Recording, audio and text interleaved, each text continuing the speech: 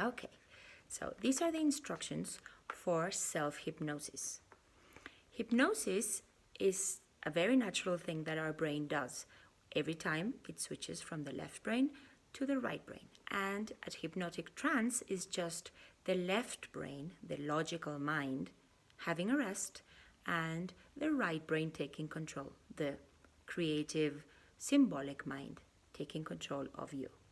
And this is the one we want to harness in order to really get what we want, because that's the mind that puts the obstacles if it's not convinced, and that's the one that drives us if it is convinced. So that's the mind we want to harness. And you are in a trance, so you're not scared of the word trance because of the bad rep of hypnosis. You're in a trance every time you daydream. You're in a trance every time you are so concentrated doing something that time goes by without you even noticing. Many creative people are all day in a trance because, for example, painters, they just start painting and forget everything else. Or people who do cooking too. It's this part of you that is not involved with time, and it doesn't have the monkey mind. The monkey mind is the left hemisphere, and that's the one we have to quiet down.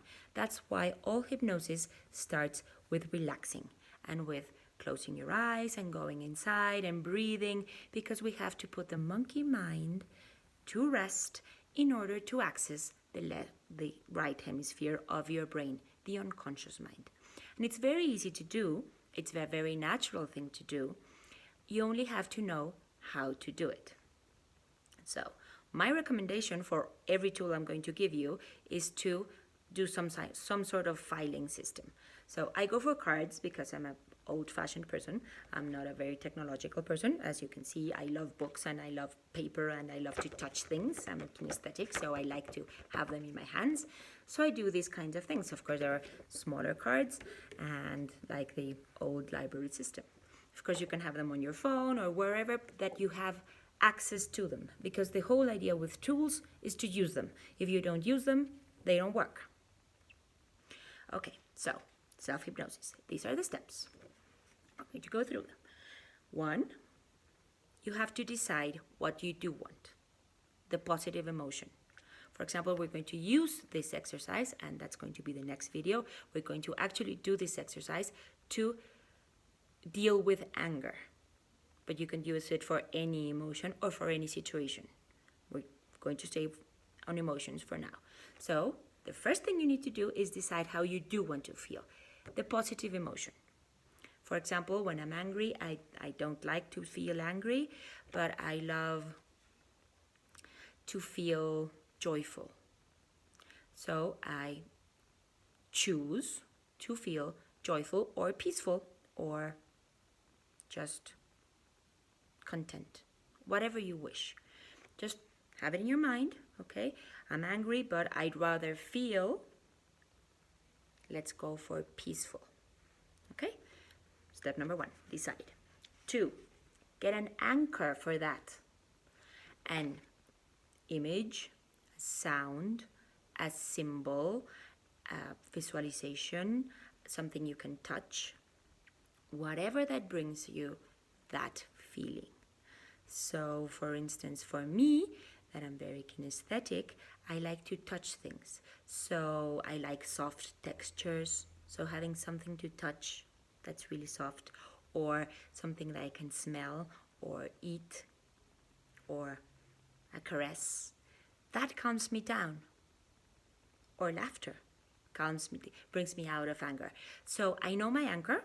I know that I need to give myself a hug, or just touch my hands, or just touch my hair, or do anything that for me anchors this feeling. Also a memory of a moment that I felt this way in the past. For example, a very strong memory of joy with my kids when they were little and I was playing with them. So I can bring that memory to evoke that feeling. So, number 2, have your anchor on hand. This you have to decide previously, how you want to feel and what makes you feel like that, and have them on hand. And now you can start the exercise. Step number 3 is close your eyes and relax. get comfortable. You can do it in a chair, you can do it lying down. I prefer to lie down, but you can do it sitting down. Just put your feet on the ground and really relax. And there's this trick of the eye movements that also help to put you in trance. And the movement goes like this. You have to put your eyes up as if you wanted to roll them behind your head, like this. So you can combine this with your breath. You have your eyes closed, and you can breathe in and do the eye roll. And as you breathe out, relax your eyes. It's actually tiring and a little bit painful. So you can do it just 3 times. Inhale, do the eyes, and exhale and relax. And inhale, do the eyes, and exhale and relax. If you do this breath 3 times while relaxing your body, you will very, very probably already be in a trance. Okay, so breathe and relax.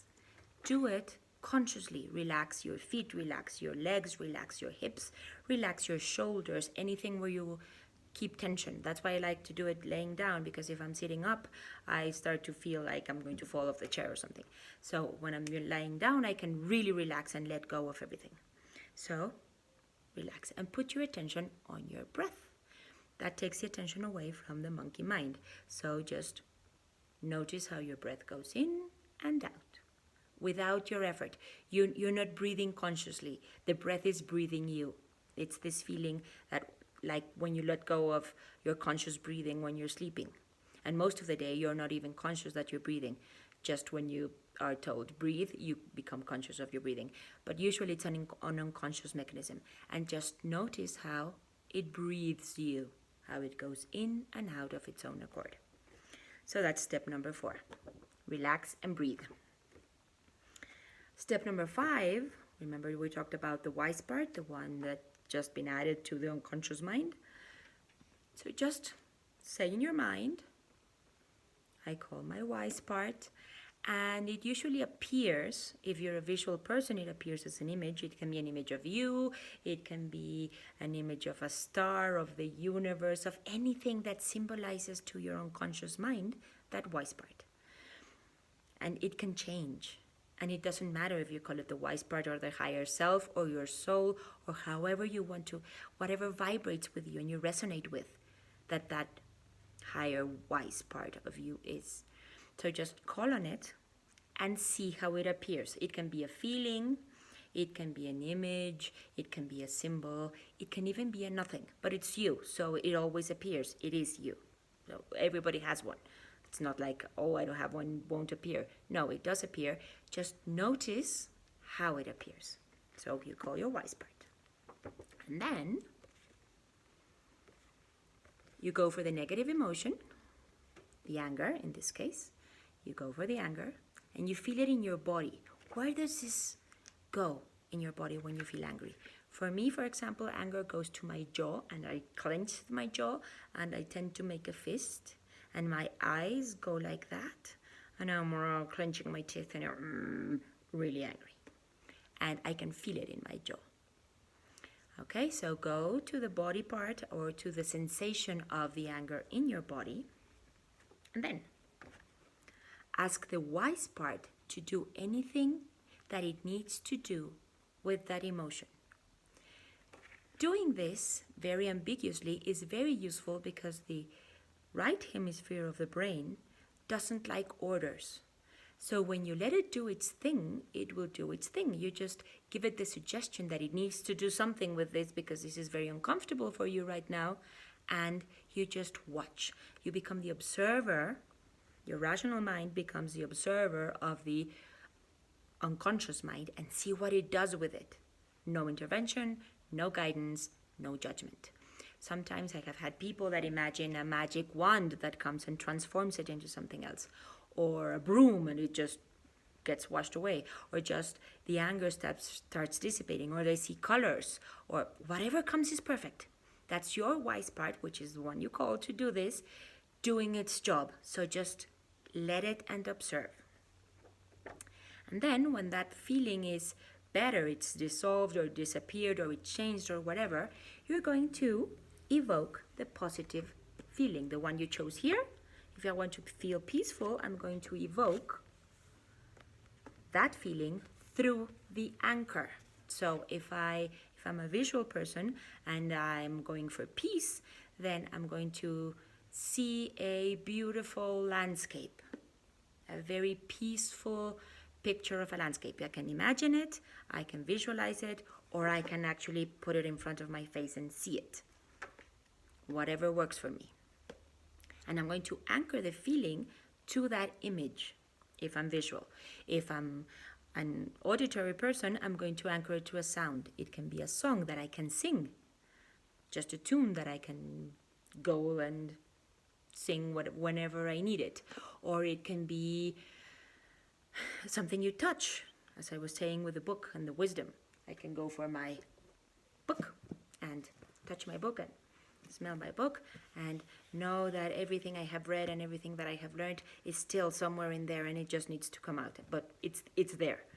So something you can touch or something you can smell. Even smells are very, very effective because they don't pass through the rational mind. So the smell of lavender, for example, for me is very peaceful. So go for your anchor that you already have on hand and bring it forth at that moment. So when you're evoking the feeling of peace and, for example, you went for the lavender scent, you smell the lavender and you really harness into the feeling of peace with the smell or with the touching thing or with the image or with whatever you're going to anchor. And you're going to bring that anchor with you. So if you went for the lavender scent, put the lavender bottle in your bag, and whenever you are feeling angry, just smell the lavender and you will go into the peace like that, because now your mind knows how to do this. You have already given it the instructions in the language it understands, which is symbolic and not an order. Okay, or have your music or your image or whatever, the image on your phone, whatever you used for an anchor. Okay, so those are the instructions. I will go through the steps one more time so you can write them down or do whatever you need. It's basically 9 steps, let's say 10. Yeah, let's go for 10. 1, decide the positive emotion you want to go for. 2, decide on the anchor you're going to use. Symbol, sound, smell, touch, whatever. Close your eyes, get comfortable, and do the I thing if it works for you. Do the I thing as you breathe in, and then as you exhale, relax 3 times. Deep breaths. 3 deep breaths usually do the trick. And then put your attention on your breath. Just how it goes in and out. You call your wise part to help you in this process. Then you go for the negative emotion. Where is it? How does it feel? Where is it in my body? And you really have to feel it because it's uncomfortable for you. So your unconscious mind has to know that you are doing this because it's uncomfortable for you. So you go for the negative emotion, you feel it, and you ask your wise part to do whatever it needs to do with that wise part, with that uncomfortable feeling, I mean. Just let it do its thing and observe, and no conscious effort, just watching. And number 9 is evoke the positive emotion with the anchor. Go for the peace, go for the lavender or the landscape or whatever. And the 10th step, which I didn't put here in the card, but you can write down right now, is thank your wise part. Why? Because gratitude is one of the highest feelings. The vibration of gratitude is really high. So thank your wise part, which is you. Just say, thank you for helping me in this. And close with gratitude. So that's step number 10. 10 steps, self-hypnosis. Let's do it. Okay.